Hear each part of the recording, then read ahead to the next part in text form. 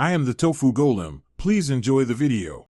You start by enabling developer options so you can change animation values directly. Tap build number 7 times in About Phone, enter your PIN if prompted. This unlocks advanced controls. Once done, go back to Settings, open Developer Options, and scroll to the Animation section.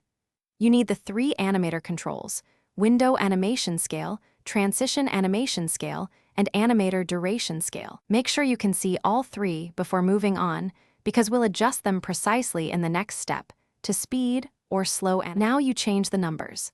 Tap Window Animation Scale, Transition Animation Scale, and Animator Duration Scale one by one. Choose 0.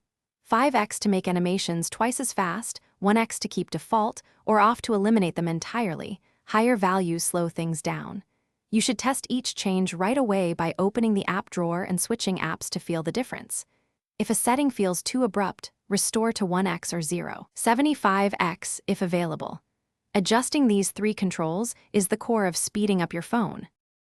Finish by confirming the new behavior across common tasks: home screen, app launches, and multitasking. If animations still feel laggy, reboot your phone to clear caches. Often that resolves residual stutter. Make sure battery saver or accessibility settings are not interfering.